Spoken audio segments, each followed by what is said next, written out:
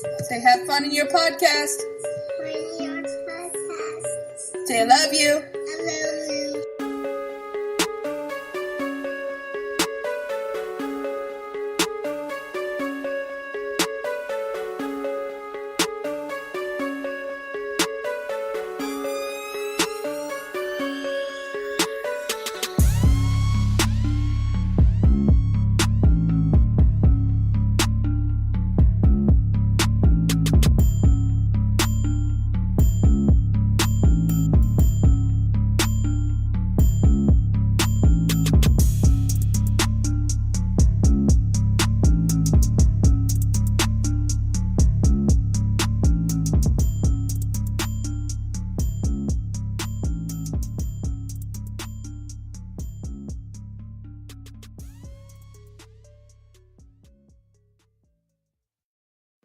Hey, what's going on out there? Nigga Rockin' Podcast coming at you. I-70 Connect. I'm the KC Stork. We are here, back at you again. I got my homeboy in Topeka, 30 pieces of AG. What's going on, homeboy? What's good? I'm here. My levels, everybody's levels is leveled off.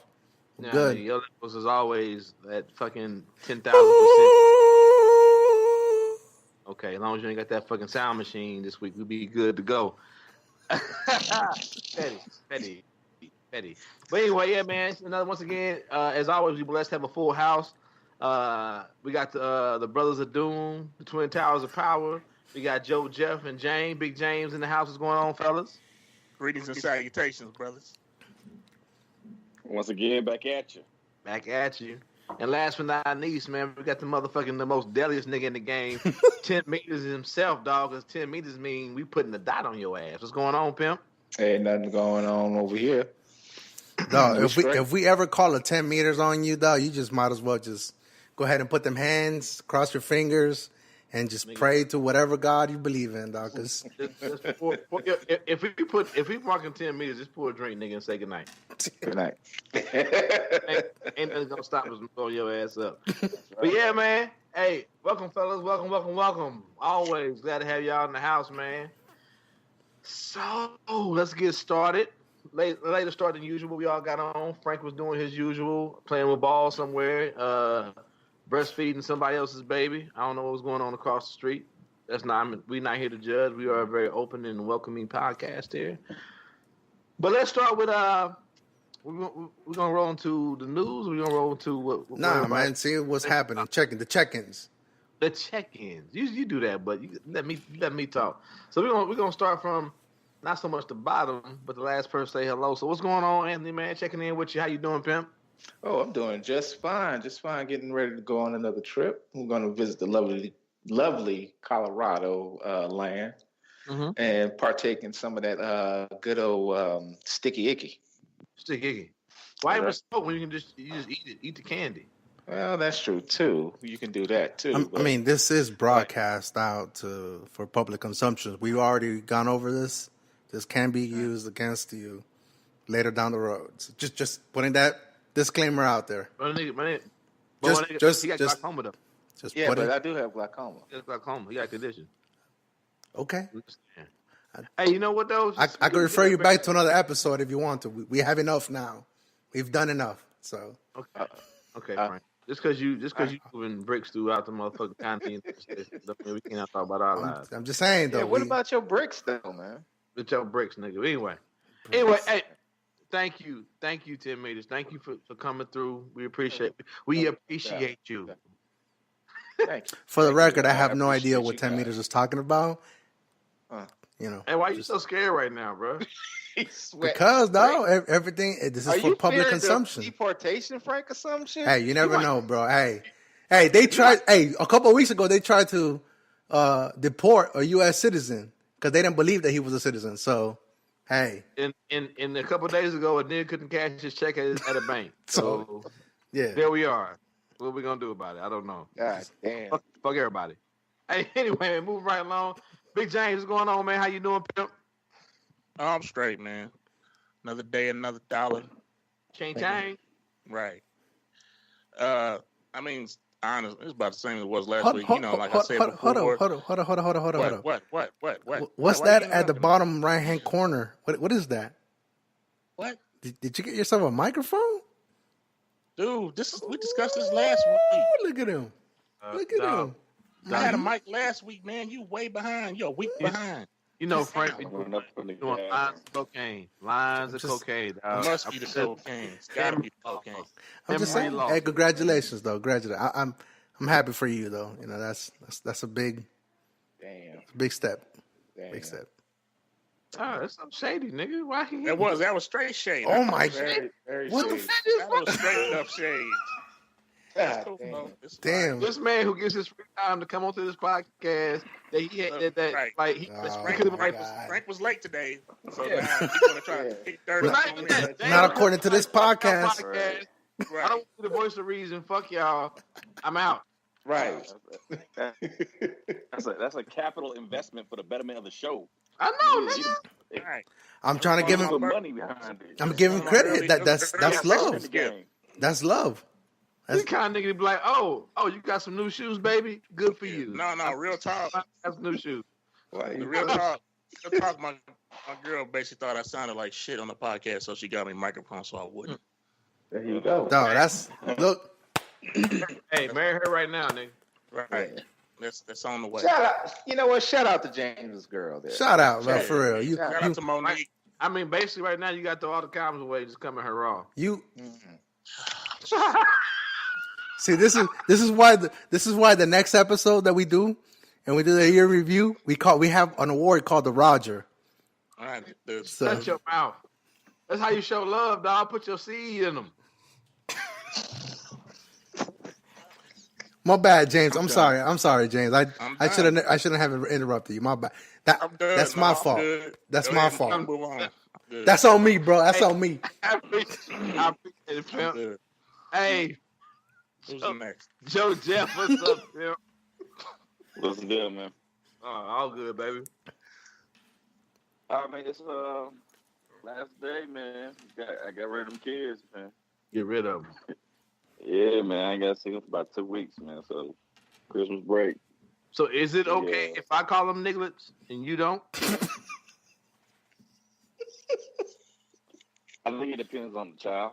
Okay, but but everybody can be a nigga though. So That's case by case. look at how you feel. I'm fucking with you though. I'm fucking with you. No. I mean, he go 8 Mile on old boy. He didn't call him a nigga. So. Why you bringing the personal chat? Why you bringing the? Oh, my bad. Oh, my bad. Why you bringing the personal? He stayed a week behind. Hey, I nobody bit on this one. I got on the chat telling him, hey, man, I was Ebro-ing these cats all week, man. But explain that. I don't know what that actually meant. I didn't want to put that on the messenger though. I was Ebro-ing these cats, man. And look, it's the end of the semester. I'm tired. I done said sit down about 5 million times. I done said be quiet about 13 million times. Mm-hmm. No, they had to go. Damn. You ain't gonna come into my classroom tell me you gotta get off the show. Get off the show. So you basically like, oh, we can stop this right now. This right now. Nigga, get out. Right. Get out. Hey, when I call security, I just pick up the phone and be like, hey, I got one for you. Oh shit! Be like, hey, they ready to go.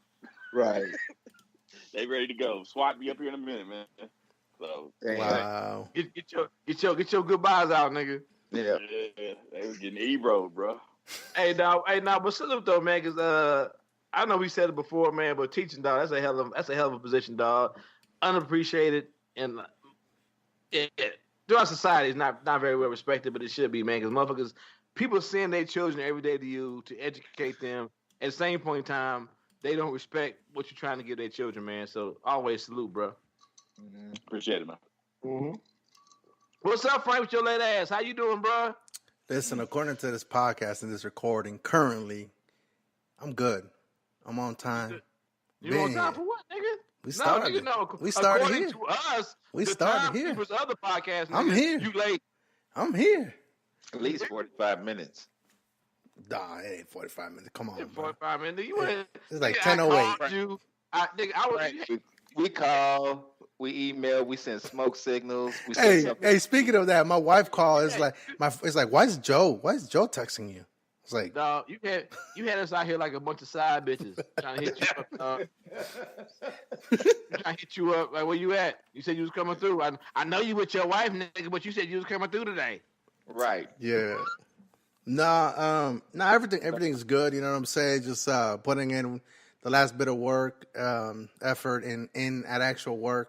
You know, my 9 to 5 or 8 to 5 or whatever. Just putting in some extra work, some extra unpaid work, unpaid labor for this podcast, for our review show. Kind of gearing up for that. Hold on, pimp. I would say. Hold on, pimp. Don't we all put in unpaid labor for this motherfucker? Hold on. You talking about me right now? I'm not talking about what y'all did. Y'all had your chance. Everybody had their fucking time, dog. Oh, shit. Everybody had their time. Everybody could have said something.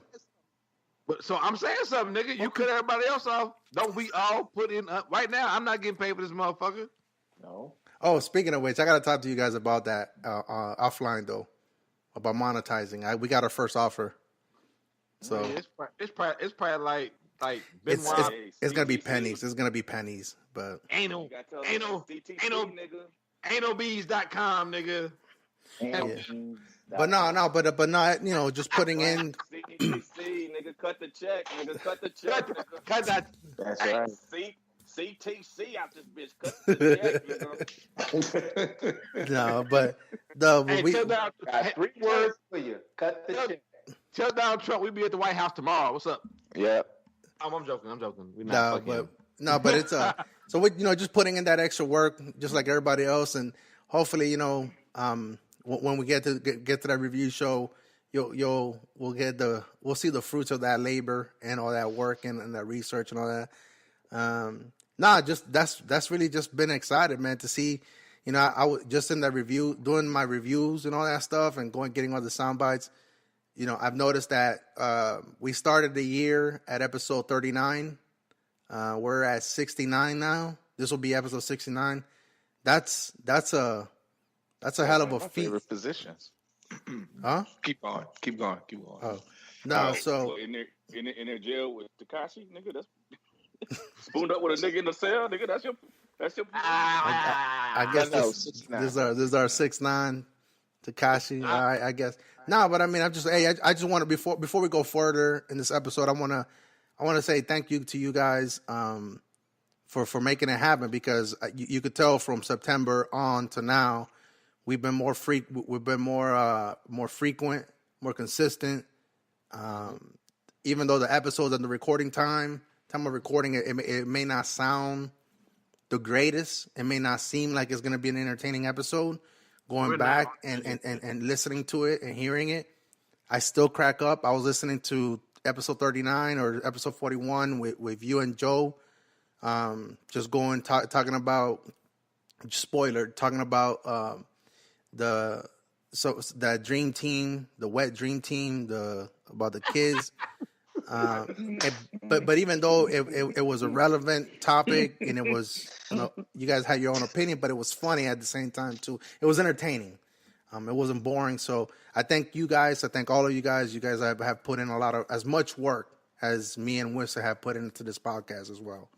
And I don't think it doesn't get said enough. You know what I mean? So I hope you guys know that we appreciate you guys as is. And then the other thing I wanted to say is I think you guys are, you know, me and Winston are already friends, and I already met Joe, but I think you guys are becoming my real, not just good friends, but like real best friends. The ones that I talk to you guys more than anybody else outside of my wife and whatnot. So, and we laugh and we joke. I'm supposed to be at work. You know what I'm saying? Like, but we laugh and we joke, though. You know what I'm saying? Like, and I'm realizing that my opinions may not be shared with everybody else, but that's all right, though. You know what I mean? Like, they're my opinions still. But that's a friendship. I mean, me, James, and Joe. Been that. I mean, as far as like, I know them. I know them niggas as long as I know you and Anthony, and we ain't never agreed on everything 100. But that's what a friendship is supposed to be. Like on the big things, like the foundation of it all, yeah, we're gonna agree on some shit, dog. Like basic human decency and rights and shit like that. That's for real. But like on all the minor shit, we go back and forth about. It's gonna be some differences, man. But a friendship means like it's cool. You can have our differences, and sometimes we're gonna cuss each other out. Sometimes it's gonna get spicy. It's gonna get heated. But at the end of the day, niggas gonna be. It can be that way because niggas know at the end of the day we're gonna move on and go forward, dog. It ain't that big of a deal. All right. That's what a friendship's supposed to be all about. Mm-hmm. No, and I just wanted to make it a point to point that out that, you know, while we are doing this podcasting thing and a lot of people, me and Winston are friends and you guys are technically Winston's friend, but you guys are my friend as well. Like real talk, I've known Joe longer than James, but I spent more time with James, I think, than I did Joe. So it's like it's one of them weird things. You know what I'm saying? He was in there. He was in the trenches. He was in the trenches, nigga. Mm-hmm. And like I didn't know that, but I didn't even know that Joe was your because of course of the, you know, because we don't look like each other. Yeah, don't look like same dad, different moms. Everybody didn't want to put it all out there, but you did it. So like I didn't know that these niggas was brothers until one day James was like, oh yeah, so I think it's like, oh my brother Joe. And I was like, hold on, nigga. Your name, your last name, and this nigga, it ain't no way you this many niggas this last name and Joe whatever going around. I won't put the last name out there. It's like, hey, and then like sure enough, these niggas is brothers. I was like, God damn, I mean, tell this nigga we gonna leave a James for free chicken or some shit. I don't know why I say that, Dave. It was But anyway, I hear what you're saying, bro. Yeah. It's all up. Yeah, just needless to say, I think. We're not just podcasters on here. I think we are. Well, that's the goal, obviously, but we are. At least on my end, I feel like the friendship is growing and getting to that point that I could actually call you guys family now. You know what I'm saying? So, you want a hug? I will give you a hug, but you. Nah, I'm just saying though. Like, I'm getting to that point that it's on site, though. Like, if anybody fucking with y'all, it's on site. We can save all the emotional shit for off air. Say that shit for the No. That has to be on the. Hey, we got a late entry, bro. We got to add that to the list, bro. Yeah, that's that feel good. That feel good. Yeah. In the year. That's the Frankie. The Frankie. The Frankie. Oh, the Frankie's the tear jerker. The Frankie. Yeah, man. This is Oscar worthy shit right here, man. Oscar worthy. Same shit with me, you know, shit working. Same shit with me back. Roger, how you been? How's it going on here? I about to say same shit to me, just working, doing whatever. Glad to be back on with you brothers. Work's good, family's good. Hey, my daughter made it back yesterday. Picked her up from the airport. Welcome home, Zakia. So she came back from Philadelphia. She rocking that I think she got like this semester she's sitting like a 3.8, 3.9, whatever the fuck.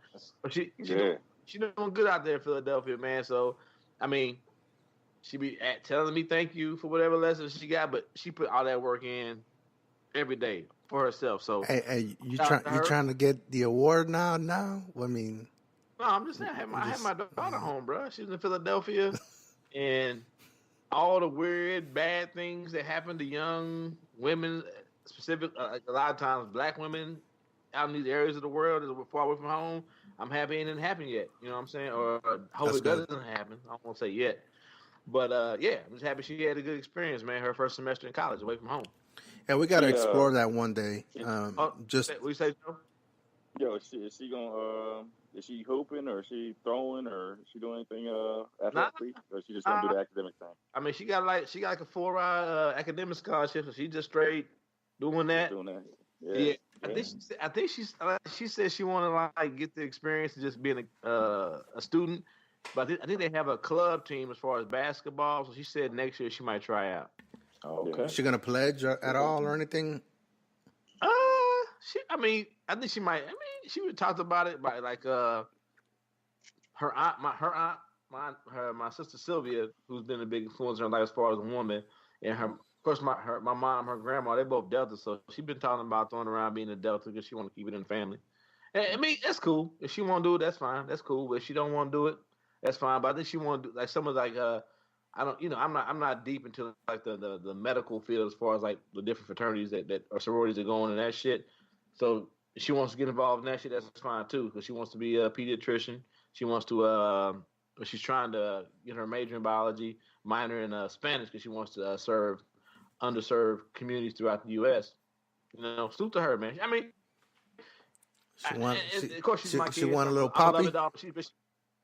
Of course she's my kid. So but like if you meet her and one day I hope we get on the podcast, she's just one of them people where you just like, it's a good person, dog. If I met her as an older person and was like just talking to her, this 19-year-old person who's in college, I'd be like, yeah, she's a good person. The youth are going to be all right. Honestly, for real. Well, you could just record yourself and her on just on the iPhone. I could just do that. But she bashful. I mean, she's the one that told you, hey, all you have to do is hit record on the button. She told you. She did tell me that, but you know what? She's here till the 20th.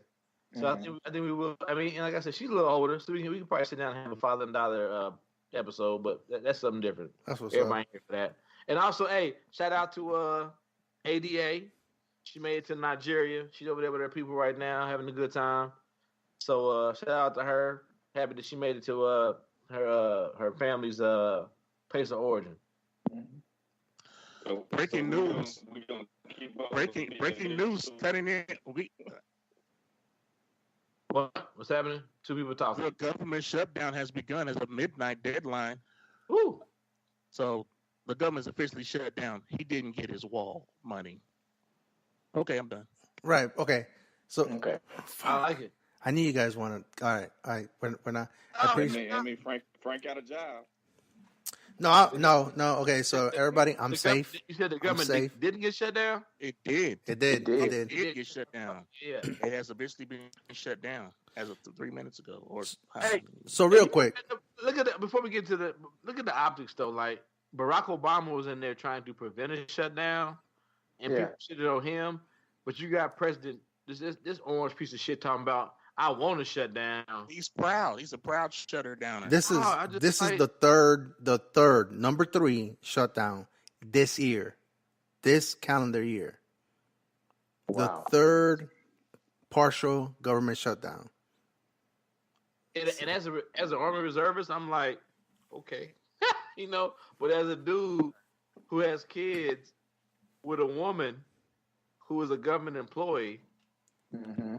But like Frank said, I understand the rules. She's not.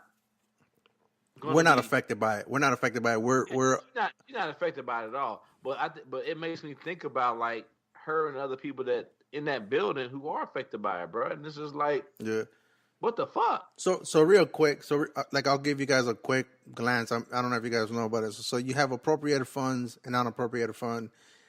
Depending on what Congress decides the budget's going to be,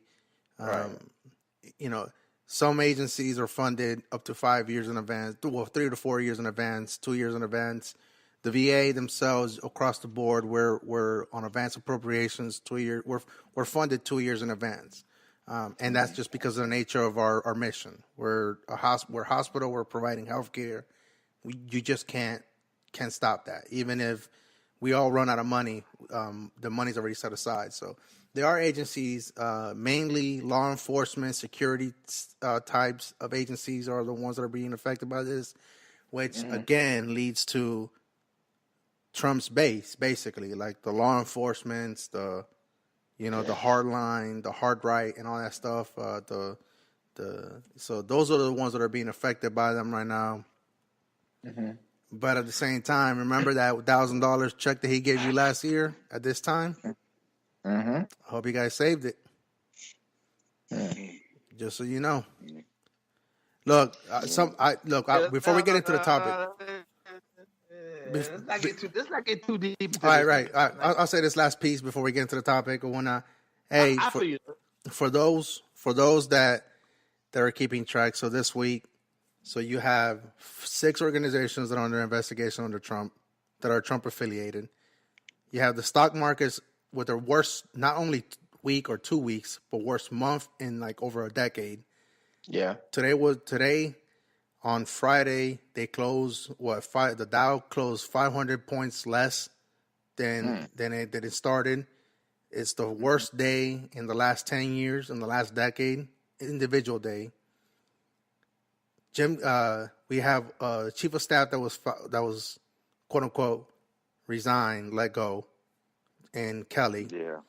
Then we have the defense secretary after Tang decides to pull out of Syria and declare victory, and already has plans of pulling out of Afghanistan. We lose the defense secretary, which I commend him for doing it. But at the same time, now there's no adults in that administration. I don't commend him for shit, because the whole time this motherfucker been out here fucking with black folks, not giving shit about his own people in his own motherfucking country, and this motherfucker sat there and didn't say shit. No. So wait, are you talking about Mattis or are you talking about Kelly? Because Kelly's the one that's been talking about, has that racial history, not Mattis. But Mattis fucking got on the motherfucking bandwagon with this nigga, even though he been saying all this bullshit to begin with. As a matter of fact, anybody that's in this administration who fucks with this nigga, who been here for this long, don't give a fuck about none of us and anything as far as like domestic, as far as domestic goes. They don't. Y'all gonna feel okay. So y'all gonna throw shade at me for this, but I feel because of who Mattis is and what the position he had. Oh, but he was military man. No. This is how I feel. Now that he's gone, we have no adults in this administration to say anything against him. I feel that because even Whitaker, hold on, because Whitaker, the acting AD, he already said, "I hear you, ethics, but I'm gonna ignore your advice. I'm still gonna oversee this fucking administration." I feel what you're saying, but people who fuck with a fuck boy are still fuck boys to me. Like in our chat group, when you say I don't fuck with niggas who don't take care of their kids, But part of me, I think part of me, you have to put country over him, and I feel like at least Mattis, and I might be biased. But Mattis didn't break when this motherfucker been fucking our country over. He didn't break, but when it was a policy that he didn't agree with as far as internationally, that's when he broke. He reached. I mean, you're in the military. I was in the military too. He got an order that was unethical for him. He couldn't follow that no more. But he fucked with a motherfucker that wasn't shit. Off top, what like we said. Well, Matt has been calling him out. He's been calling him out. He's called him a dumbass. Tang. Mattis has called him. Kelly called him a dumbass. No, Mattis ain't called him a dumbass. Kelly has. All right, I won't do this, but Kelly still fucking with somebody who ain't shit. Like we said in our group, we not gonna fuck with people like the very basic thing of taking care of a child. We said in our group, we not gonna fuck with niggas don't take care of their kids. Here's a nigga that's fucking with somebody that ain't taking care of the country. He ain't fucking with him anymore, so. What I want to see is what their bank account was when they started and what it is now as they go out. That's what I want to see. I'll tell you what though. The letter he wrote in his exit, because apparently what he did is he tried to give Trump one last chance to get right in terms of his foreign policy. Talked to him for about 45 minutes and then handed him the letter. Well, the letter went out public and basically scolded him for the way he has gone as a maverick in terms of, lone wolf policies for the United States, exceptionalism, and not wanting to be a part of the world community in terms of dealing with, international crises. So I think that will go down in the history books. I think kids will be reading that letter in the history books when we are doing a postmortem of what the fuck was wrong with Donald Trump. Yeah. You know what I'm saying? I mean, I hear it though. You get the words like maverick, lone wolf are still loaded to me, and that's out of the letter too. Yeah, but Winston though, I get it though. But at some point though, Mattis is in a position to. He looks at either I could quit for this individual, or I gotta help take care of this country or this government. And I think that's what he was looking at. I think, but he left the only position where he had any influence. So what are you gonna do now? And that's what I'm saying. Like, the only reason why he probably stayed on as long as he did was because of that, because he knew that he had influence, and it got to the point that he got. But once again, niggas be the canary in the coal mine when it comes to this shit. Niggas been telling motherfuckers that this motherfucker ain't shit. All right. So why you fucking with him? And that's why I stand there. Okay, good job at backing out at the last fucking minute. But okay, hold on, Winston, hold on. Okay, hold on. So you're an NCO. You're senior NCO. Well, hold on, no. I'm a mid-level NCO. Okay, mid-level NCO. But you're a platoon leader, or a platoon sergeant. My bad, platoon sergeant. Right. But as far as the attachment level, I could be a first sergeant. But right. Okay, whatever. But if the commander tells you to do something, whether you may deem it unethical or not. But hold on. But hold on. What's the first sergeant job? I know where you're going, but that's a loaded question, though, right? It is, and that's what I'm saying. My job in the unit is I'm already there. I did not apply for a fucking position the way he did, so it's not the same thing. It's not equivalent, bro. It's not fucking equivalent. I know where you're going with this. I get it. I am already an NCO for the 1908 CSC. That's what I is. I either just don't come to drill, which means I'm AWOL, which means I go to jail, which is totally different, right? I'm not applying for a fucking position. That's what he did. He applied for a position, bro. He's no longer in service. He has no, I have to fucking go. Mattis wasn't like, oh, here I am in the military. I have to go do a job. He wasn't. He went and applied for a job, bro. He went and applied for a job for this particular motherfucker. It's not the same as me saying, like, I got one more year in, and even though the next commander, who I don't get to enter in the military, which is kind of shitty. We got a new commander coming in who has no experience with this our medical component. So not only do I have no right to say he's not good for my unit or for my soldiers, I have no say in that. On top of that, if he comes here and he or she's a fuck boy, I have no say in that either, right? So Mattis had a saying in all this from the get-go. He could have resigned fucking 2 years ago, my nigga. A year ago. But he didn't. It's not the same. I hear what you're trying to do. Okay, so but why didn't he do it? Why didn't he quit? I guess that's my point. Once because again, it's either I want to see the bank accounts of all these motherfuckers who held on and backed out at the last minute. I get it. Okay. I want to see their bank accounts, bro. I mean, for me, this is my official stance on it. Is it surprising that the stock market's crashing and everybody's getting out? No, I'm not surprising. But here's my official stance on it. I think Mattis stayed on as long as he could, until it became to a point that it just became too much for him. That's just it. I mean, Frank, what did he do in that position? What has he done in that position? What did he do in that position? What has he done? The story was that he was a check and balance. Yeah, that's what pissed Trump off. No, I hear the story. I know the story. I don't know. So I'm not gonna know, but that's essentially what he was there for the checks and balance. I get and I'm not trying to yell at you, Joe or Frank. I get why he was there. I'm saying is, what has he done besides what he was supposed to be? A counter. Sometimes it's opportunity cost, man. Sometimes it's not what he did. It may be what he prevented. Yeah, I know. Yeah. We don't know what this motherfucker might do in the future without this motherfucker around here to stop his ass. And that's what I'm saying. That's what I'm saying. History will tell. And that's what I'm saying. I mean, I don't want it to make it seem like I'm caping for him, but at the same because we know the history of other people that have already left this administration, how shady they were in the background.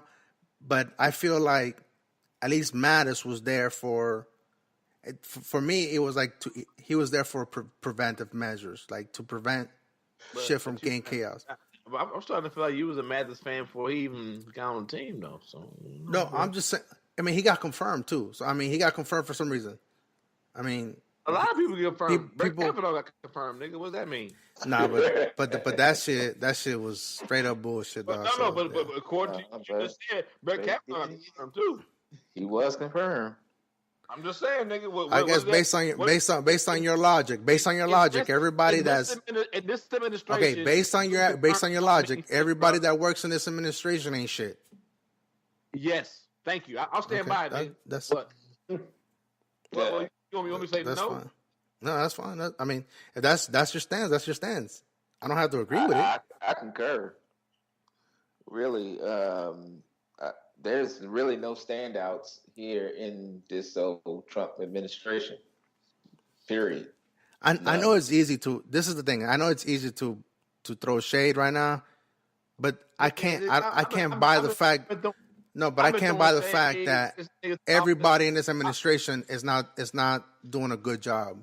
You know what I'm saying? Like, or doing the job that they're supposed to be doing. You know what I mean? Right. Exactly. So we getting off track though. Okay, my bad. But anyway, on today's topic, so in our little segue, you know what I mean? No sound effects. Speaking of motherfuckers doing bad jobs, what about this referee over here? Yeah. So we had. So I guess who was the one that presented this? Who put it up on the messenger group first?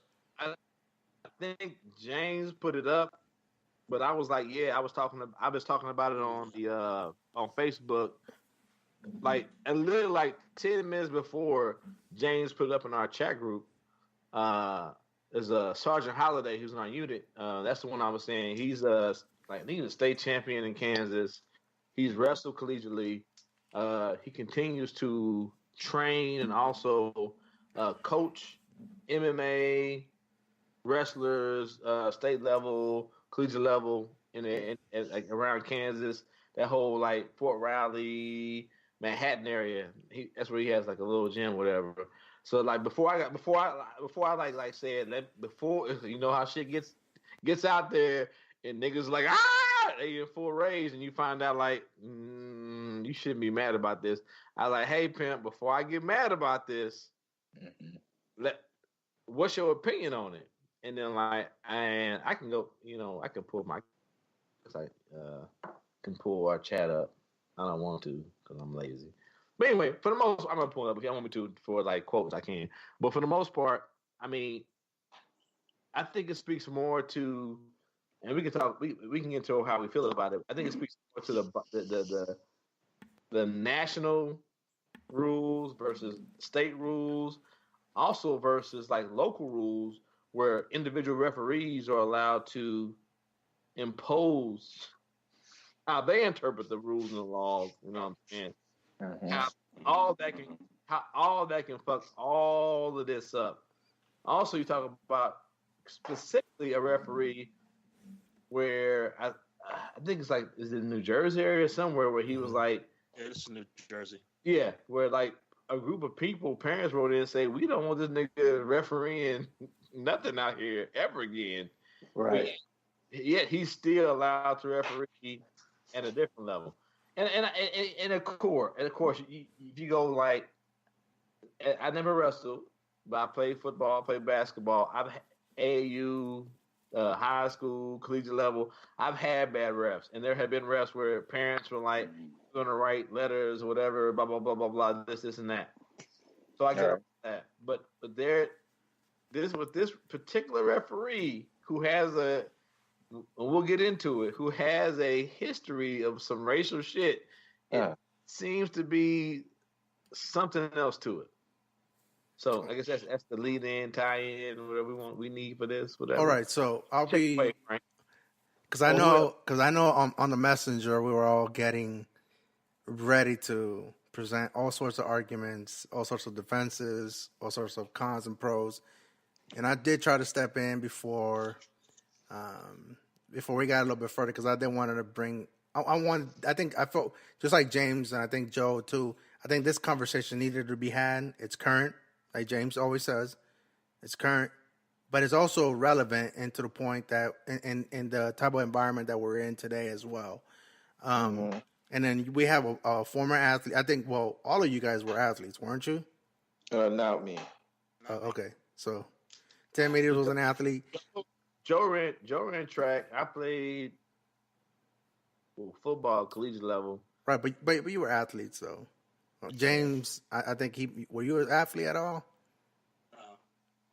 James is putting his dick in people. Okay.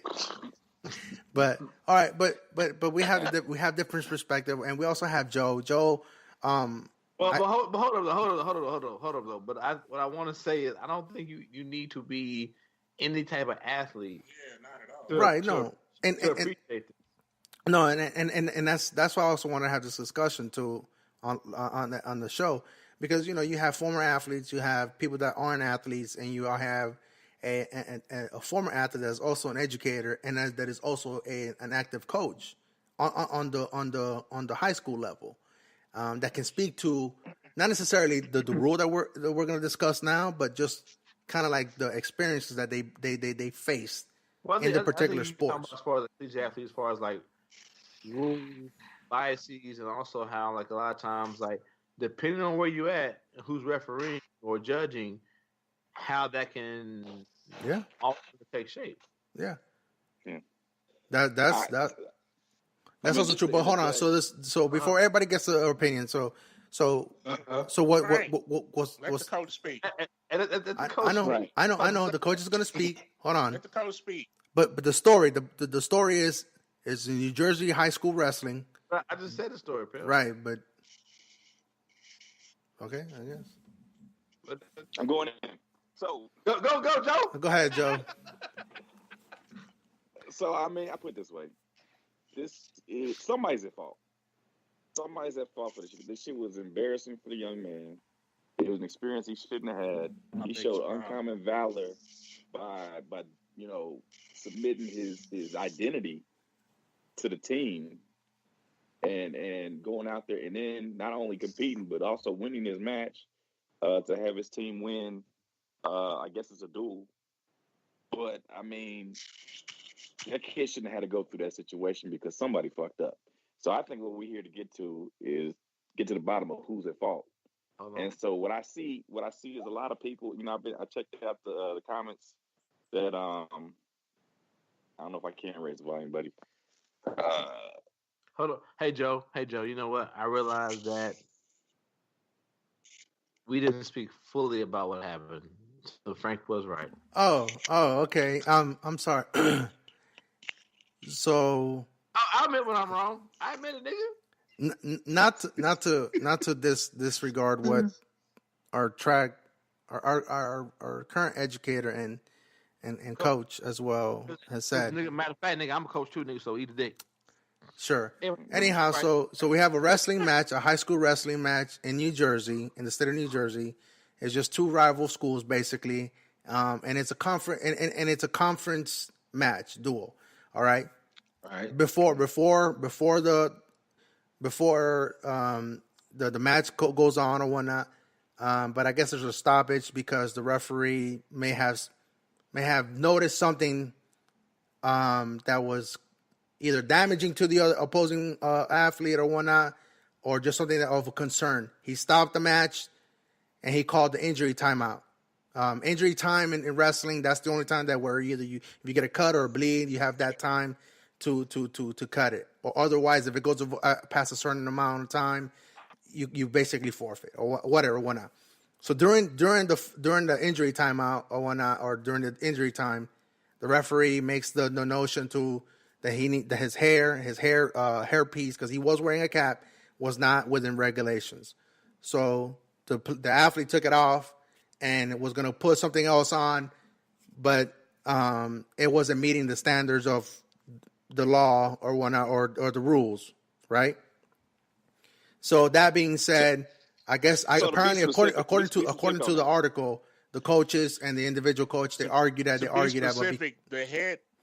He had a cover over his head for his dreads, but the rule changed 2 years ago that is not enough. The head cover must be attached to your headgear. To the headgear, right? Right.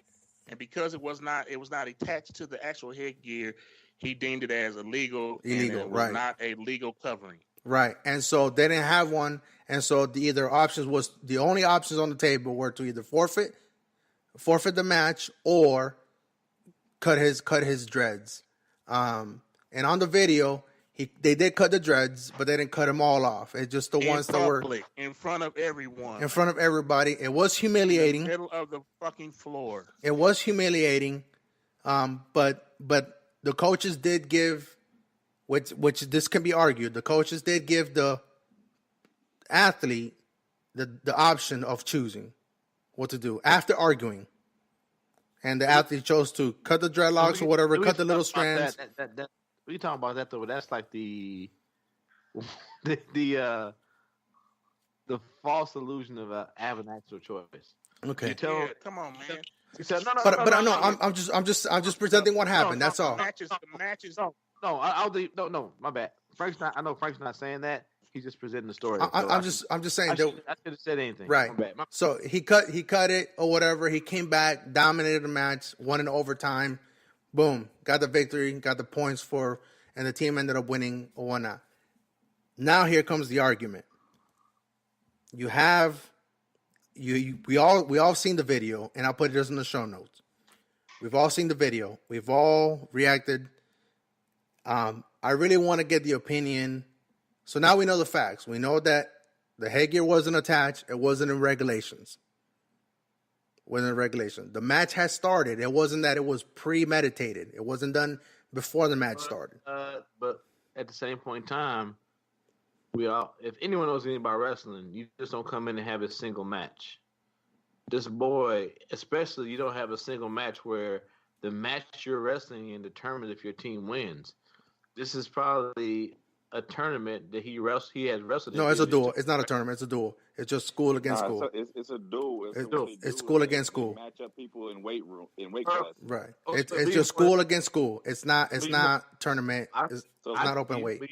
I feel even more than that though. He just didn't start wrestling that day though, right? Right. Let's place that. Okay, so he had been wrestling he is a junior, so he had been wrestling before, and his dreadlocks let me know that as a brother who had dreadlocks. The motherfuckers didn't just spring up last night. Right. And the other thing, the other thing too. As long as they didn't spring up last year. Right. And the other thing was too that the coach also on this article that I'll put on the show notes too as well said that he had wrestled other tournaments and other duels that with the same hairstyle and same head covering that wasn't attached to the headgear, and it was just fine. It was arbitrary, basically. It was the enforcement of a bullshit rule, if I could say that, because we all agree that it's a bullshit rule. It's the interpretation of it. It's kind of the same rule as far as like motherfuckers in the military when they have like a shaving profile. Yeah. It depends on the commander. This is where I'm gonna put it all in the coach's lap. Okay, so hold on, James. Hold on. So what are we gonna argue now? What are we gonna argue? Are we gonna argue what happened to the kid, or are we gonna argue the interpretation of the rule? The rule is fine. I mean, if the rule is the rule, James got it. Hold on. Okay, go ahead, James. My problem is the coach should know the rule. Okay, hold on. So let's keep it sane. So are you saying the rule?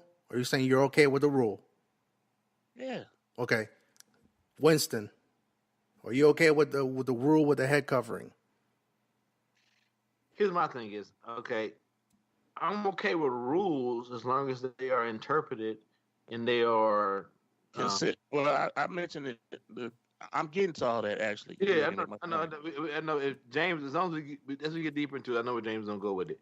So here's the thing: is though, like, here's a kid who's wrestled all year with the same hairstyle, with the same cap. I'm sure for the most part, and it's got along with it, right? So you have something where it has to deal more with the wrestling committee or whoever governs the rules at the state level. That's the issue there also, right?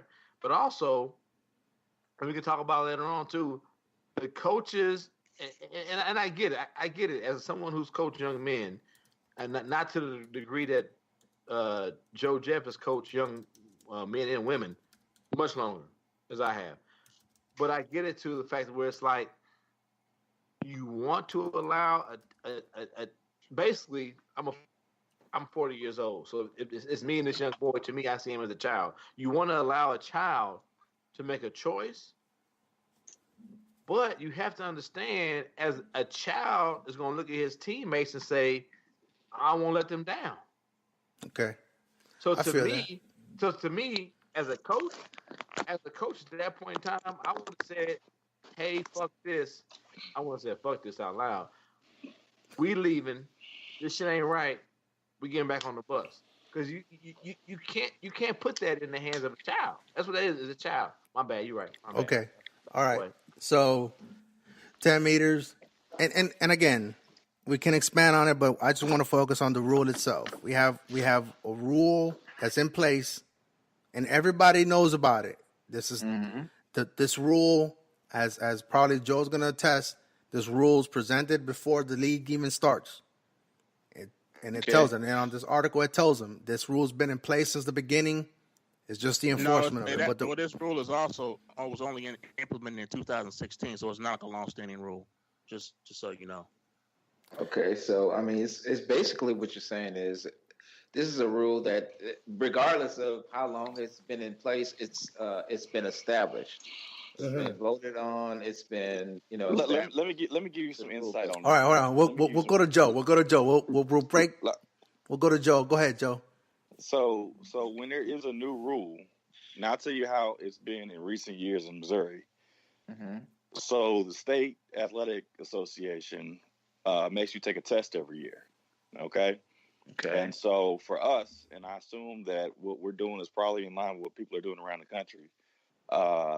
We used to have meetings where we would go to a certain place and you had to sign off that you had attended the meeting, and they would talk about whatever updates had happened, and there'd be a PowerPoint and that type of thing. These days, it is done on a slideshow. So you have to log in. There's a professional development that you have to go through the slideshow, watch the videos, take a quiz. And so when you say it's not that new a rule, they make sure that any time they update the rule book, that you are made well aware of what the rule changes have been. Right. So if it's been done in the last 2 years, if this coach has been coaching for longer than 2 years. Yeah, no, I'm glad you said that, because this gets me to what I really want to say. Okay. I know, James. So he has been. Well, this is on the coach. The coach should know the rules, first of all, and also the coach should understand. And I'm gonna take this even deeper, and maybe you don't agree with this. This is the way I feel about it. This coach has a black student, probably the only black student on his wrestling team. You going into a match with a referee that has a well-known racial incident showing that he is biased towards black people. You should make sure there's no reason for him to fuck your athlete over. But you make sure that you. I mean, you should know all the rules anyway. But hold on, James. I would say, like, cause we're talking about the rule, and we're saying, but we haven't like actually read what the rule book says. And what I'm saying is, with that, I'm saying, like, you talk from an army standpoint. I'm saying that they have regulations, but regulations can be interpreted differently by different personnel. So the coaches may have read that same rule book and said, "For this whole year, he's been right for whatever he thought was like on his head and attached or whatever the fuck I was supposed to be attached. For some odd reason, it's been good this whole time. But this one referee was like, "Oh no, I'm the burden of justice." So I'm saying, like, That's what I'm saying. I'm saying this referee already has a reputation. I don't know, but I'm going back to your point. I don't put it on the coaches that way, as far as what you're saying. I put it on the coaches as far as like saying they put the decision into a young boy's hands. The coaches also, I think it's all of that. I think all of it stops and starts with the coaches. And hold on, my bad. Before we got into it, I think Anthony was trying to say something. Yeah, go ahead. My bad. Go ahead. That's okay. Go ahead. And again, Anthony, it's just on the rule. I get it. We're gonna get, and everybody's gonna have their option or the time to expand on things. Just on the rule itself. Right. So what I was saying is this rule is established. No matter how long it was established, and I'm pretty sure that communication through the coaches and throughout the league has been, established as well, that of these amendments and everything like that. So I agree with you guys were saying. Yeah, the onus is on the coach. The onus is on the coach because he has to communicate these rule changes and these amendments to his players or to his team that they are in place, and he failed to do that. Yeah. Hold on, Frank. What you showing me is what these niggas is trying to put out. This is the statement. I'm reading it before I present it. Hold on. Let me get it's not wrestling. But let me give you a someone. Winston, Roger. Hold on. Stop. It makes sense. As someone, because sometimes you have these rules that are made that have gray areas. As someone who loves to rock his beard, and Anthony also has a beard too. Yeah. I work in an environment that has a sterile field, right? Or sometimes I work in an environment that has a clean field. And there's a difference. A clean field means that everything got to be antiseptic. We wash our hands real good and clean and we cover up. That's clean. Sterile means that I'm going to open a pocket in your body, so I want no hair. I want anything covering, right? So somewhere there's a regulation that says that you can't have a beard. A beard, right? A beard. You can't have a beard that's not fully covered while you're in this field, right? So right. A beard, right? That seems pretty black and white. So as a man who sometimes wants to come in and have a 5 o'clock shadow, right? I ask a simple question. I understand these rules are made by women who are nurses. What the fuck constitutes a beard? Exactly. What is the inches as far as regulation that constitutes a beard?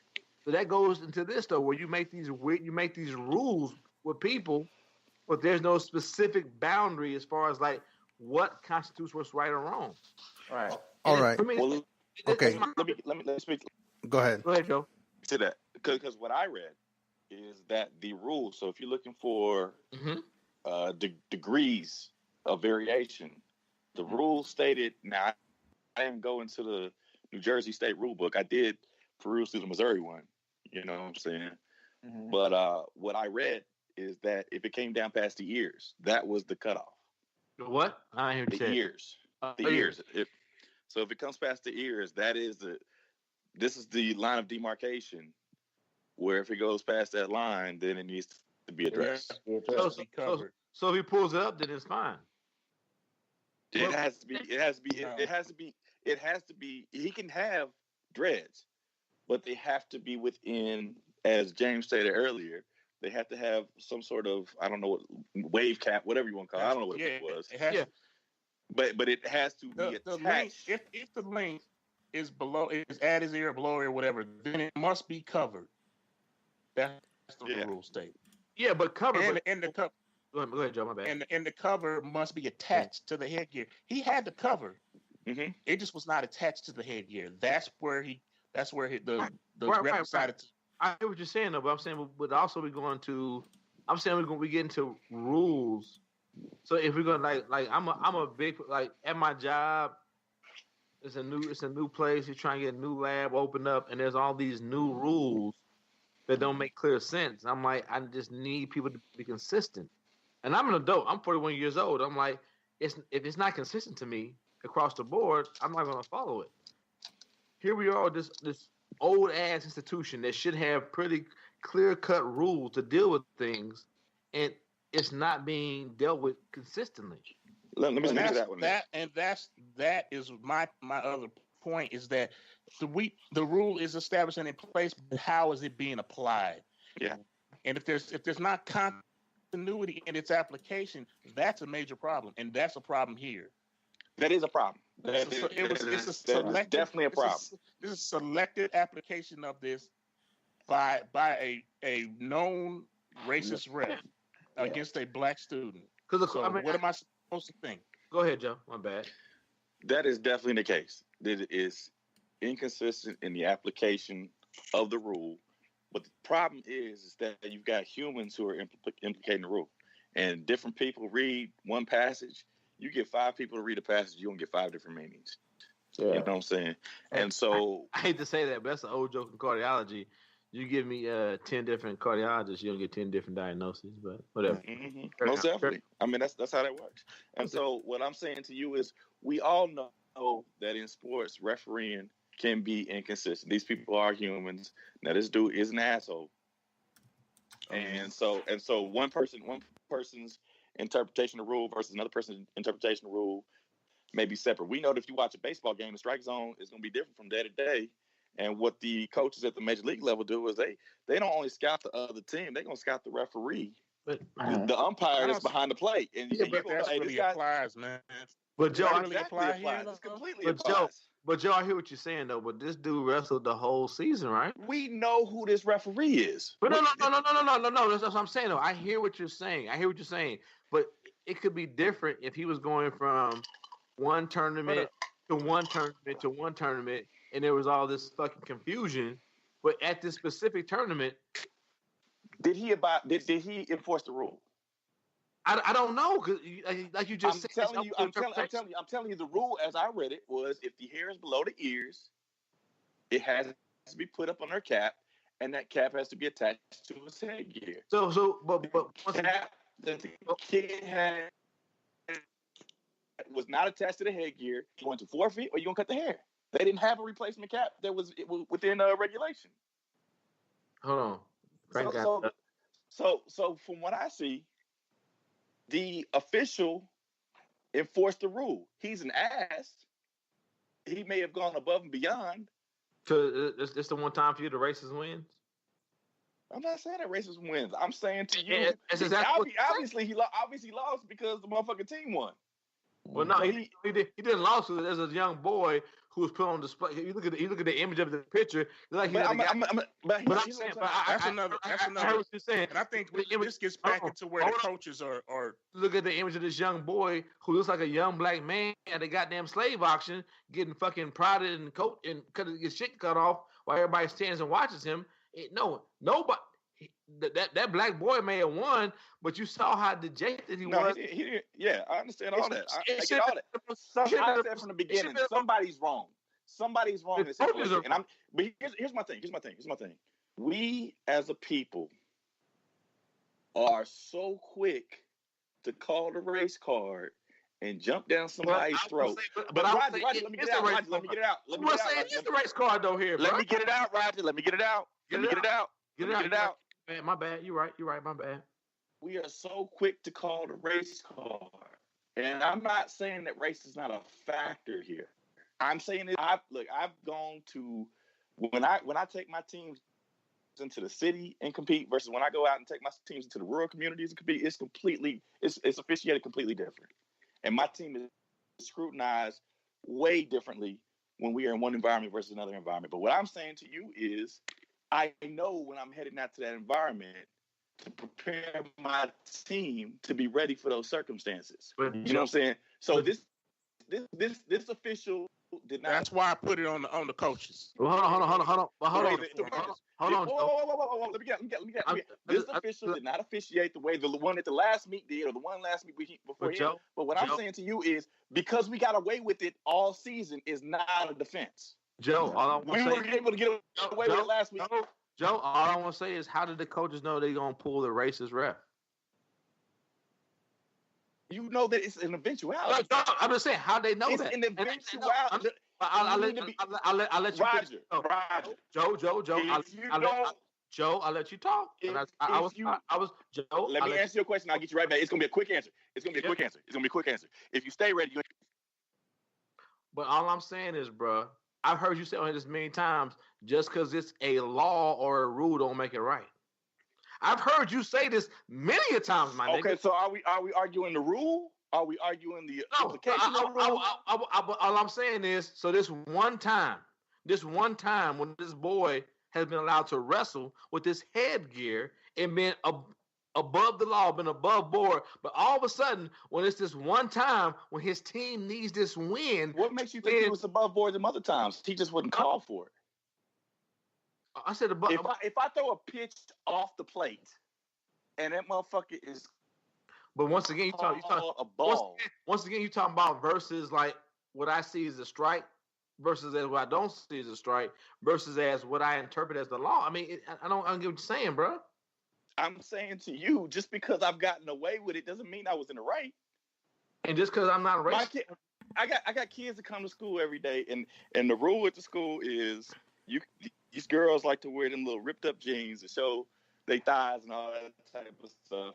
So ripped up jeans for somebody with his dreads up? We talking about rules. But I listen to your hairless, beardless situation in the hospital. I'm giving you my analogy to what I go through on a daily basis, man. So let's do this. So what I'm saying to you is these kids come to school and they got ripped up jeans, and what they'll do is if you see them in the classroom, like, hey, you need to go fix that. You be like, hey, I walked past the principal, he didn't say nothing. The principal might not have been paying attention. I walked past security. Security might have been looking at the other person right next to you who had who had a bag of weed or something. I don't know. But what I'm saying to you is just because you got away with it doesn't mean you were right. So they had ripped up jeans that had tape over them versus ripped up jeans that had patches over them. What you're arguing, right? No, it is. I'm saying it is what you're arguing, though. I didn't say nothing about patches. I said nothing about patches. What I'm saying is he tried to cover. What I'm saying is he tried to cover his hair up as opposed to I got ripped up jeans, which I know are obviously illegal, which I tried to cover up with tape versus my jeans. Was the cap inside the law? The cap was not inside the rule. But what? I mean, you know what I'm saying? The cap was a violation of the rule. So could he tie a string to it? It would have been attacked? No, I don't know how this shit. I don't wrestle. That's what I'm saying. We don't. I'm saying we don't know. I'm just telling you that I'm saying is we don't know. And for somebody by that logic, I'm gonna trust the reporters to give me the information that's viable. And I'm saying to you, based on the information I was given to me, he was not properly equipped. And the only only one person that came, it was only one person that came out and said he was in violation of the law. But he's the one that counts, though. But yeah, that's the one. That's the one that counts because he's the referee. No, that's not true. That is not true. That is not true. Go back and read Frank's article, man. Because they went back and they asked the state and it said the referee applied the law, the rule as it should be applied. Yeah. Let me step in. Let me step in real quick. Check it out.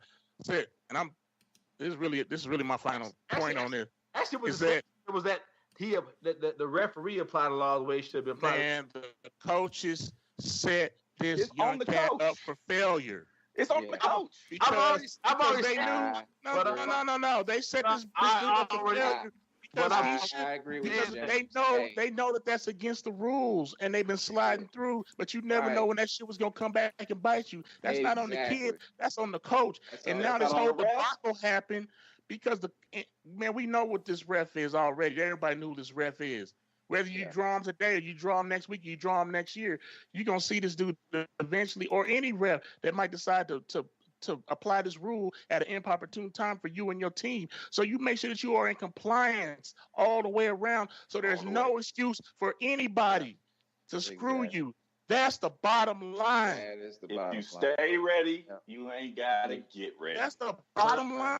But I already said the rep. That's the bottom line. Really, that's all there is to it. There's really nothing else to be said right there. But there is a lot to be said to somebody that comes to a motherfucking game or a track meet or to any type of event and no one address anything to before the fucking match. But still, the coach doesn't matter. Doesn't matter. At the end of the day, the coaches need to know. It does matter because it has to be done before the match, or it does matter. I've had football games where referees come out and said we reviewed the tape and the play that you ran last week will not be allowed.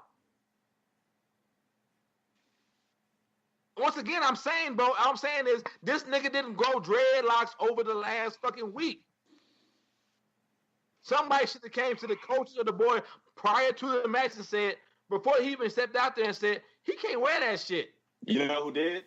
Who? The National Federation of I'm saying he already knows. It's in the book. They did. That's what Joe was saying. For the information in the book, man. Right? Yeah. And hold on. Let me step in. So according to the article, I get it. It's not on the ref.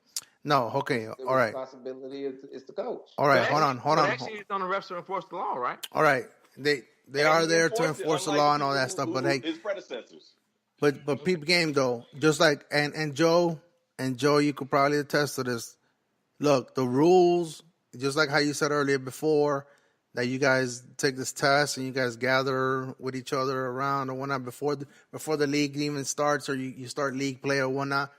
And the rules already been, this has already been going on for 2 years. They told you about it, and to Joe's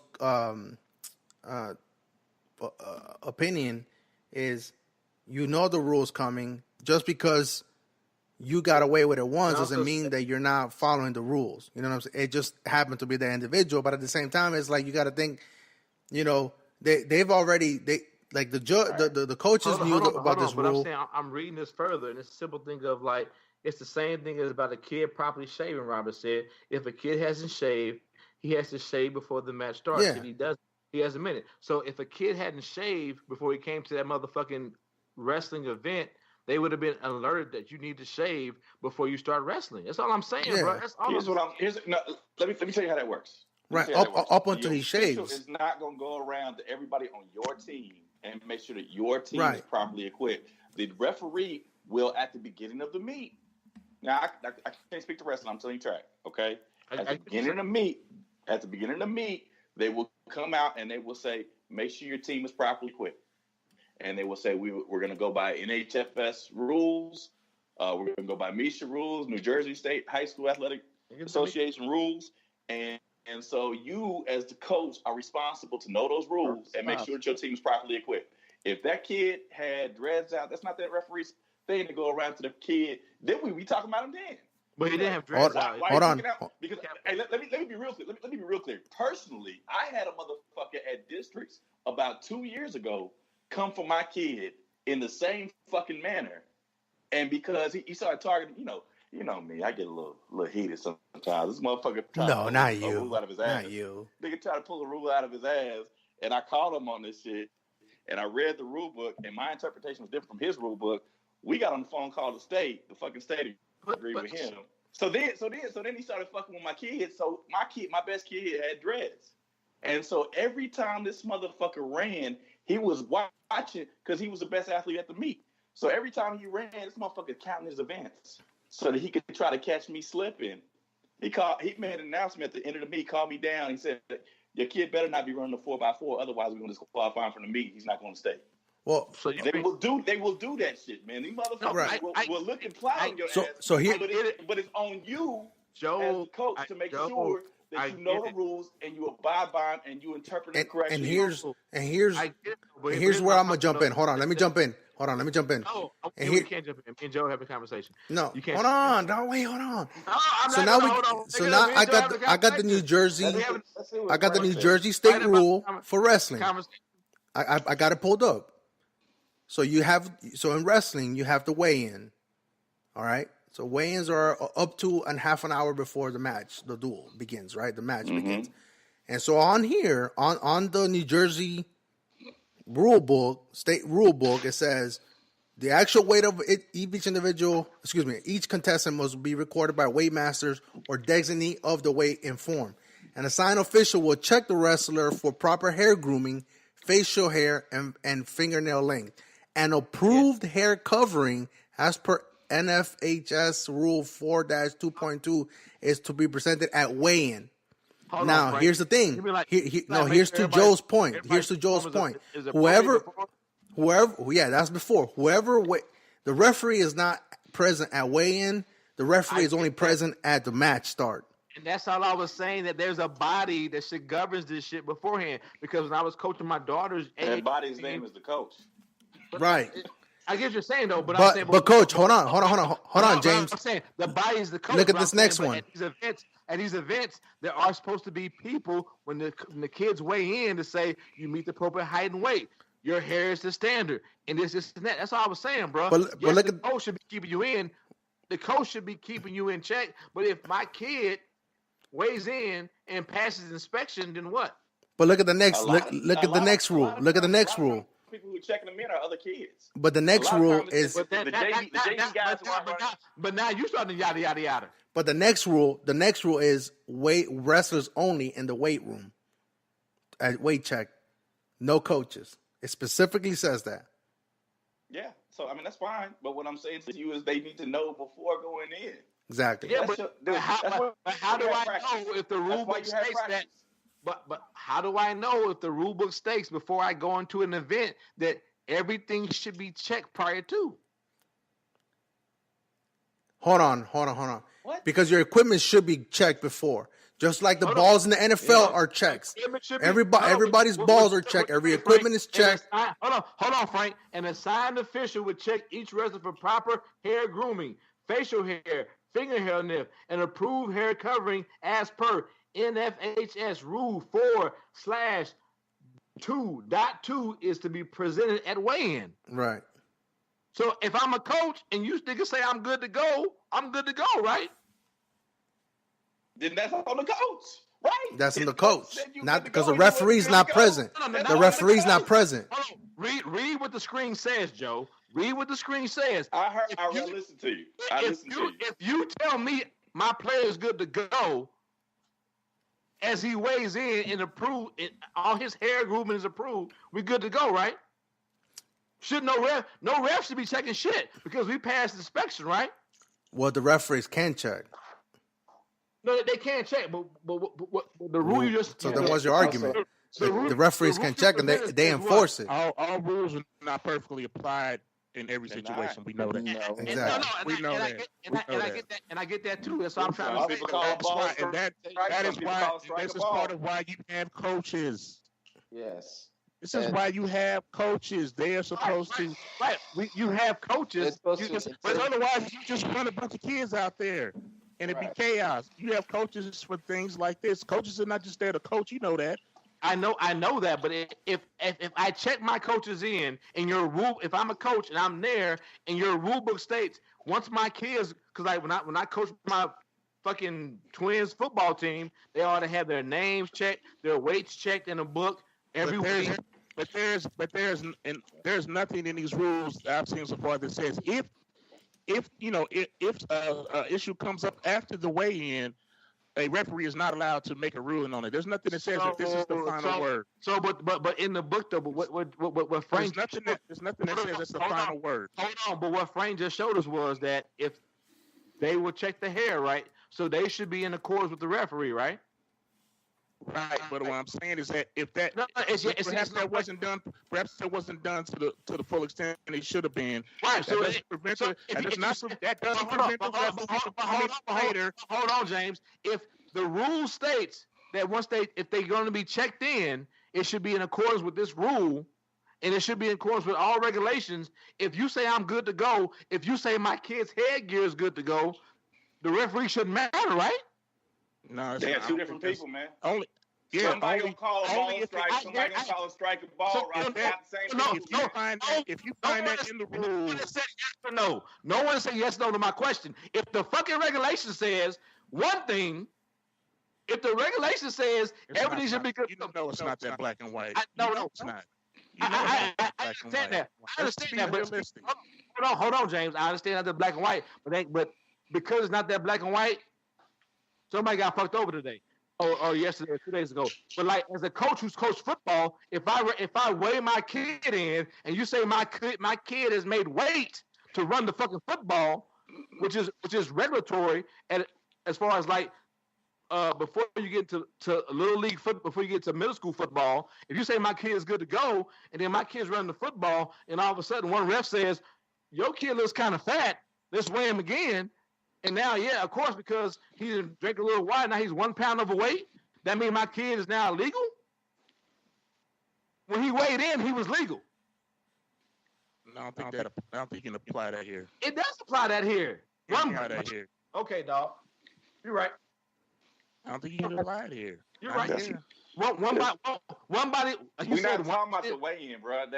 they have a weigh-in, and so if you talk about weight, that's not even applicable. We're talking about grooming. We're talking about grooming, man. And in the weigh-in, it specifically states what Frank, the rule he showed, says there will be someone there to make sure all grooming is applicable to the state law, the regulation. Hey, Frank, roll that back because these niggas ain't reading, I guess. We heard. We heard you. We saw it. So once again, we've addressed that. We said that they are two different officials. There's more to it than that. You just said if you have 10 cardiologists, you're going to get 10 different opinions. Yeah. These are two different cardiologists, man. But I would say this. Once that one cardiologist says you're on my table, you getting that fucking procedure. That's the other side of it. Right. Well, in this case, one cardiologist is cleared. No, Roger. So that one cardiologist, that's the weigh-in official, said you good to go. So fuck everything else. So then, what's the referee there for? To make sure the pins are correct, the points are correct, yada yada yada. What, nigga? And the uniform and then the grooming. It's like in a. Wait a minute. What about in a boxing match? Wait, Roger, in a boxing match, if there's a problem with a boxer's gloves, the referee's not allowed to say anything. Hey, is tape coming off? If he has spray Vaseline on his face. Hey, James, they wear gloves in the weigh-in? Yeah. There's a dude.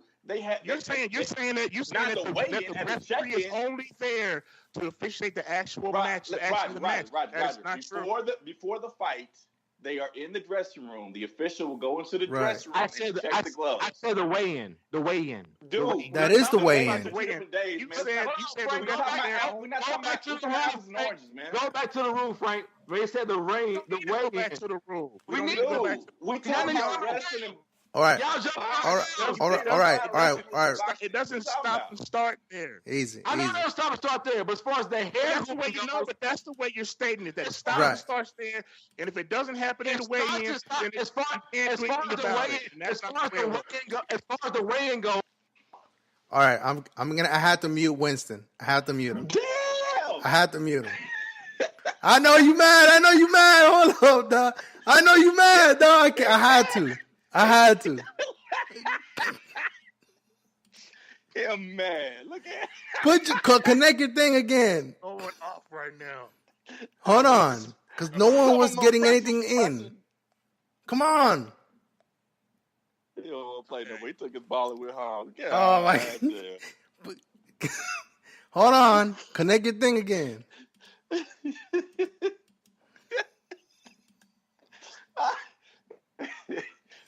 You gotta connect it again. Hey, Frank been on them lessons, man. He was the black guy who tips. That who you talk to, man? Who was it, man? No, the Say Something Nice podcast. The Say Something Nice, the Say Something Nice, man. Hey, Roger wasn't saying something nice.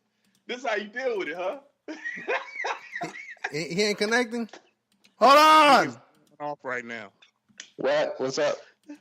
Hold on. We can't hear it. Thing you say. I got it. Nigga, your silence speaks volumes. Hold on. Why you ain't saying shit, Roger? What's up now, nigga? Did you connect? What's up now? Did he? You're not on, Roger. We can't hear you. I can hear you. I can hear you from down here. Oh shit! Hold on. Uh-oh. He dropped that. No. I dropped him. I think I had to, but let me add him. No, yo, you there? Yeah. Yeah, fuck them niggas. Roll back to what you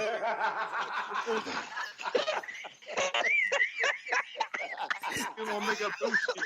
Niggas gonna jump around. What I was saying, if a bitch is over 200 pounds, they can do whatever they want. Roll back to the top. Damn, you got heated, man. Shit. Roll back to the mic, nigga. Huh? What you do? Drop your mic? Roll back to the top, nigga. He kicked this shit over. Yeah, mic down the stairs and shit. God damn. This is listen, like I get it. That's why I wanted to break it apart. Nigga, fuck getting it. Roll back to the top, nigga. No, this is This is why I wanted to break it apart because look, nigga, I'll find it out, nigga. no, it's here. I got it. It's, nigga, I see it on my screen, nigga. Roll back to the top. I nigga. got it. It's right here. I got it. What you said, it's here. But you also understand there's other rules. That's not the only rule that there is. There are other rules in life, nigga. Thank you for. But that's what I'm trying. Because even here at the lineup introduction, you're not supposed to wear anything on your headgear. So even after the weigh-in, you're still being judged for points being deducted or forfeitures.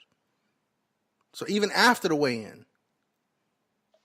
So just because somebody told you was good doesn't mean you're not being judged after that. Something wrong with the rules itself. And that's why I wanted to break it apart. I wanted to just judge it on the rule itself, and then what's wrong with the rule? The rule is one person shouldn't tell me I'm good, and then I go out to a mat and say, "No, that's not the rule. That's the implication of the rule. That's how we put the rule in place. That's not the rule. Ain't nothing wrong with the rule. There's something wrong with the rule. The rule should be the rule. If I weigh in, and say, all right. We're gonna mute people. Roger, you have a problem with the procedure, not the rule. You have a problem with the procedure. You don't have a problem with the rule.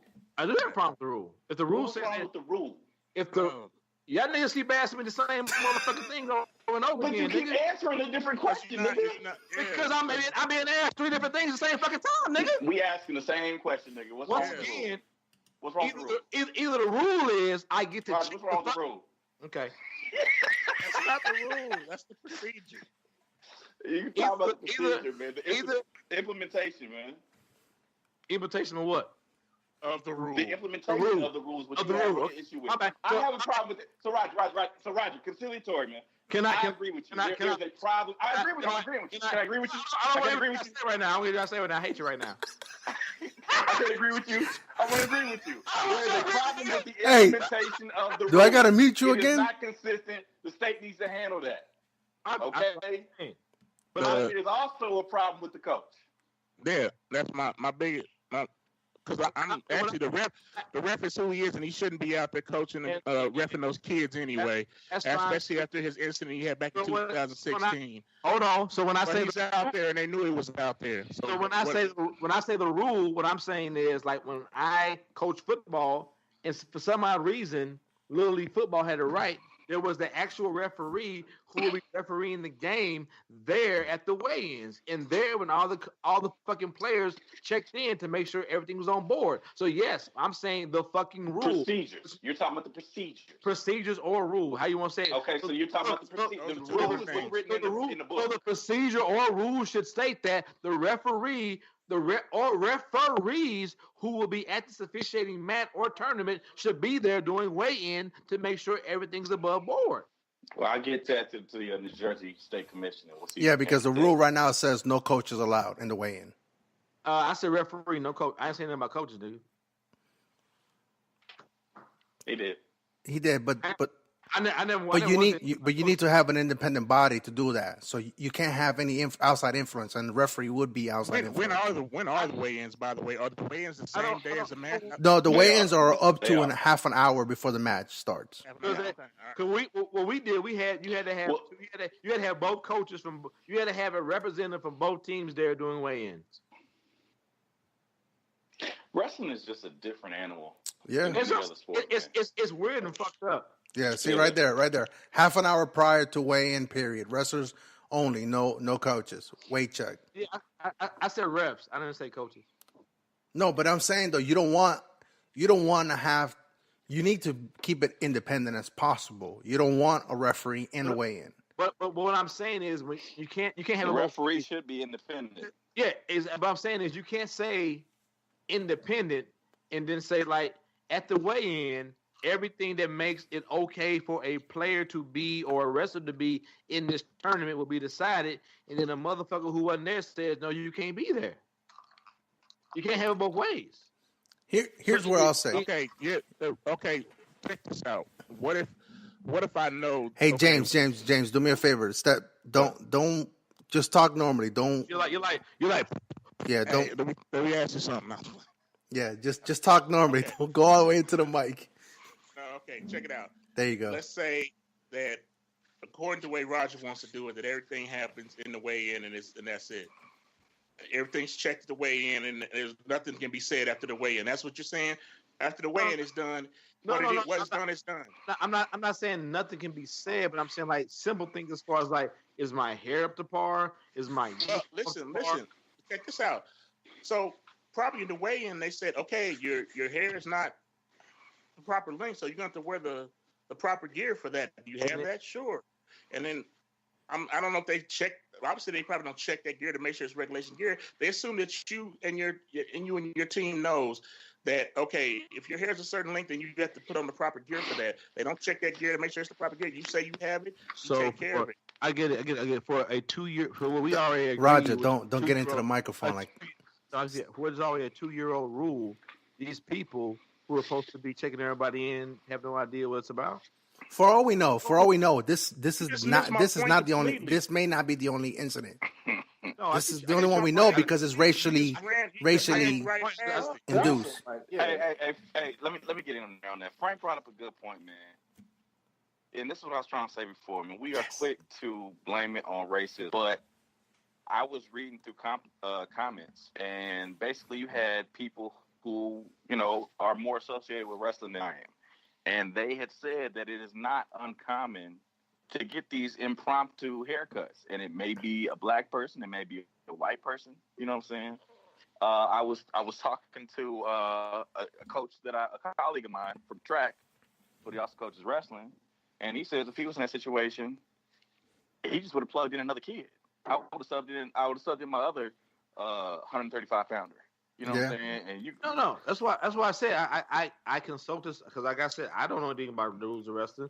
I consult one who is someone who won as far as statewide level, as far as in Kansas. Someone who wrestled at K-State, played football at K-State also. K-State doesn't have any wrestling. They have a wrestling club, so I just want to correct you. He won. I'm sorry. Maybe that's why he was allowed to play collegiate football and also wrestle. My bad. Yeah. But it sounds like it keeps coming back to the coach. No, I said it many times that the coach said we out. Okay, so here's let's say he did have to cut his hair. Does he have to do it in front of everybody out on the floor? Why can't we go back to the locker room? No, you can't do it. You can't do it because you're already on the clock. You're already on the clock, and you have. It was clock. They started the injury clock, bro. Yeah, you have to get back. If you leave in wrestling, if you leave the area of competition, you're basically forfeited. Not enough to get a taper, nigga. Yeah. That's one thing that's so in wrestling. No, hold on. So in wrestling you have two things. You have the injury clock. You have an injury. Well, you have three things. You have injury clock. You have the timeout. Games allowed, not no rule. And you have a blood time. So with blood time, you have to stop that blood. With injury, if in case of, and actually in wrestling, if there's a potential. What we talking about? Crimson Bloods, nigga? You broke up, so you might get muted. Anyway. Yeah, you broke up real bad. Yeah. Anyhow, so in wrestling, even if you're in the middle of a move and it's potentially harmful to the other opponent, the referee can stop it and check on. And like if a wrestler yells whatever in the middle, the referee can stop it and to make sure that wrestler did not get significant hurt. Any of that. No, but I'm saying that like so you have injury time, blood time, and then you have timeouts. You can't leave the optics are really bad on that. Let me put it that way. Yeah, look here. Okay, so here's the thing. That's why I wanted to break it down with just pure optics versus the rule. So we have a rule that's in place, whether we agree with it or not. I mean, you know what I'm saying? That doesn't. I think most of us would agree that the rule is shady. It needs to be fixed. We don't agree. I don't have a problem. I'm gonna say this one more time. I don't have a problem with the actual rule of having to have the head cover attached to the headgear. I have no problem with that. That is not my issue. I would say I do, because if you're in this instant, you're not gonna have. Here's the thing: you're not gonna have headgear specifically made with a net. You're not, because there's too many headgears that you can put. A wrap you can put. It doesn't have to be specifically attached to the headgear. It's not a helmet that you wear. And also, hold on. Wait. Hold on. In wrestling, depending on what tournament you enter, you don't have to wear a headgear. A headgear is only a safety device. It's not. But Frank, if you're going to have long hair, you're going to have the headgear.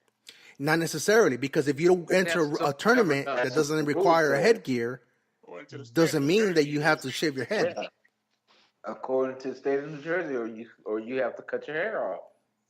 No, I get that. But I'm saying that it doesn't have to necessarily be attached, though, to the actual headgear itself. Obviously, it does. It obviously does.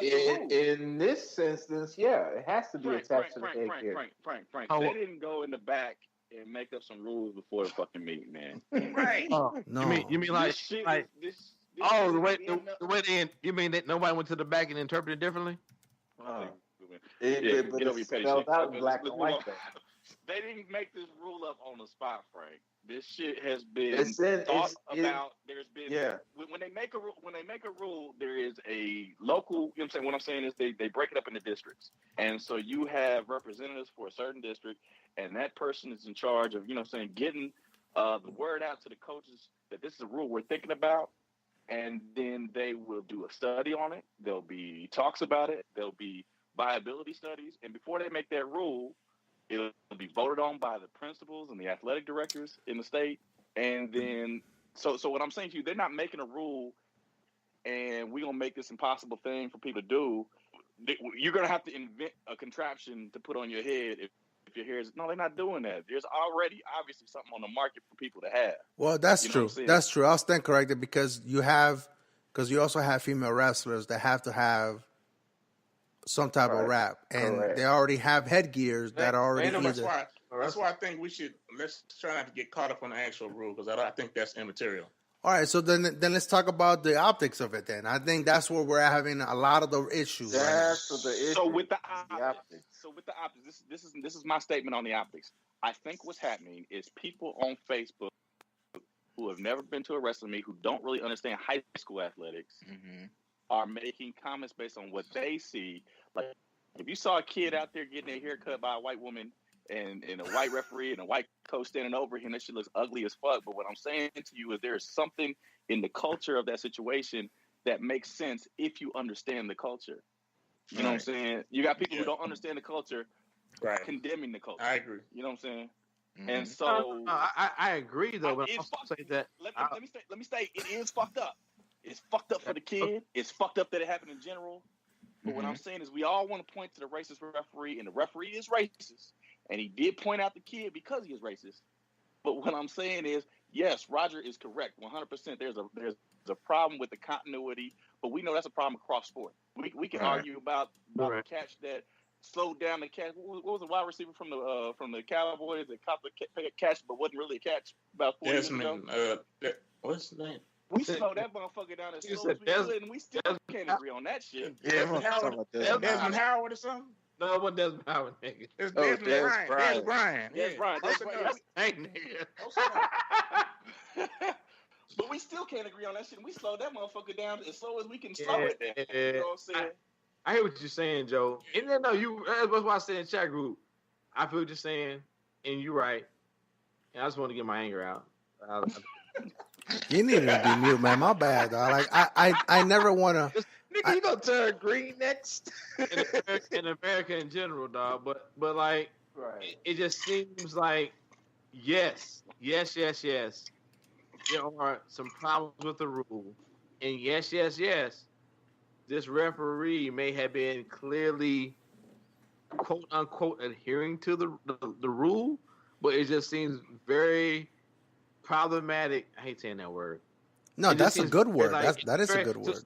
I hate it. I hate that word. It seems very suspicious that this one referee that called a black man a nigger and got into an altercation with him is the one that says in all good common decency for the Federation of Wrestling, this nigga can't wrestle today. But you're right. You're right. If you want to look at the law,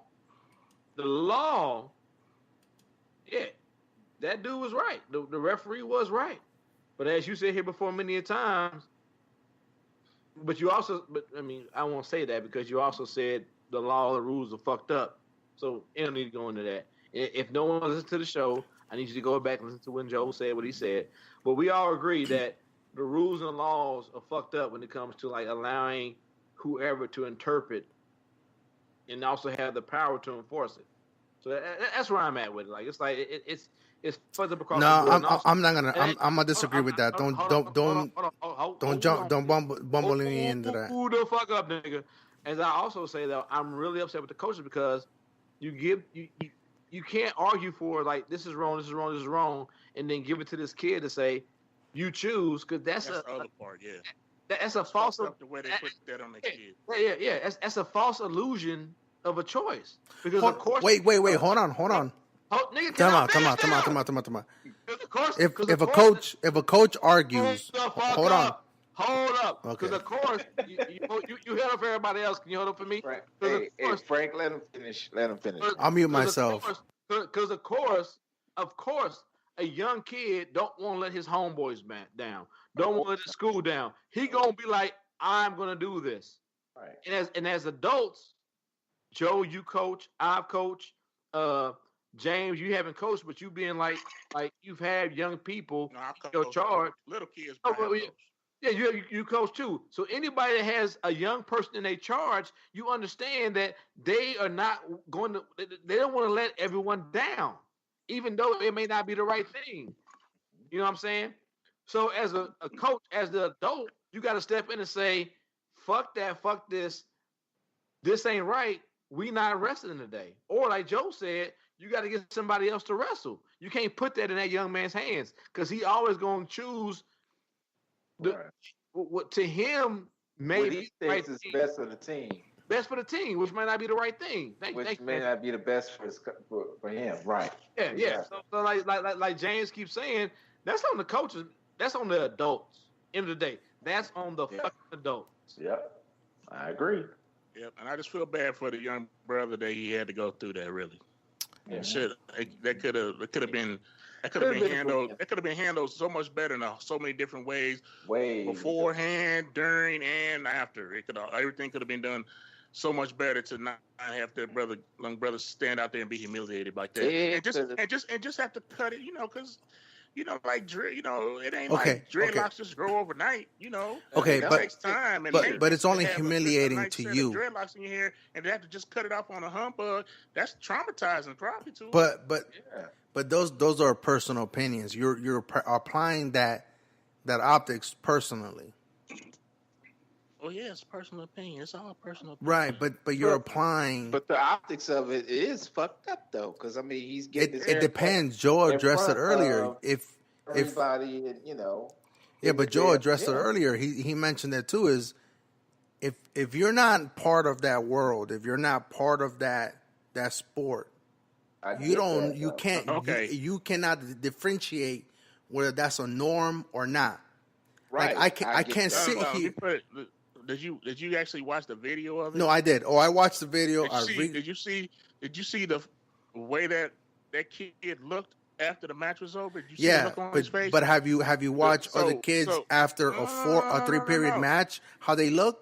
But he was the deck. Did you ever compare another kid after 3 periods of match? Okay, wait a minute, Frank. Hold on. So you telling me all the other kids when they win their matches look like him? He won his match and he looked like that. And you saying I could pull normal? I could pull plenty of it. That is a sign of exhaustion. I'm not. Wait, you're saying at the end of the match, or I'm talking about when he finished, or that at match, the point that he got his hair cut? Those are two different things. Those are two different things, and you're looking at like a 2 to 3 minute period. It's normal to cut a person's hair, but what I do say is not unheard of. Right. I'm telling you that I saw in the comments from people who were closely associated with wrestling that they said a situation like that happened in this I'm situation. sure somebody's had their haircut before. I'm not saying that's the first time. Right. I'm talking about for this particular kid to have to cut his hair. Right. But what I'm saying is, here's what I'm saying. The optics of him getting his haircut, I can understand an outsider's perspective. And I'm biased because while I am not a wrestler, my wife was a wrestler. Her family, her family's background is wrestling. I mean, her dad just retired from coaching high school wrestling, right? His personal rule is you don't wear crazy socks on his mat. You could do it on club, you could do it on tournament, open tournaments, but when we're dueling and there's a duel and I'm coaching you, you do not wear crazy socks, right? Cool. So you comparing? No, but what I'm saying is I've seen crazy shit happen during a match that it's been stopped or headgear has been replaced or bandages or something or even haircuts or even cups or something. It's not, you don't grow socks on your feet. But what I'm saying is you don't have to go through the effort it takes to maintain socks on your feet. You could take right, but the expression. Hold on, but the expression that you're saying, there's no cultural attachment, right, or meaning in wearing a pair of socks. Hey, listen, look, hold on. There is a when there's a black athlete that comes on the mat, there's a different tone and there's a caution that's also taking place, not only like on the mat but like visually too as well. So. I can attest to that. I'm not saying that they're not gonna get the benefit of the doubt, but at the same time, there is that caution. All right. Okay. But at the same time, if you're looking at exhaustion, the expression of the exhaustion versus the actual cutting of the hair, those are two different elements. You can't connect those two. You can't. Not right now. Not physically.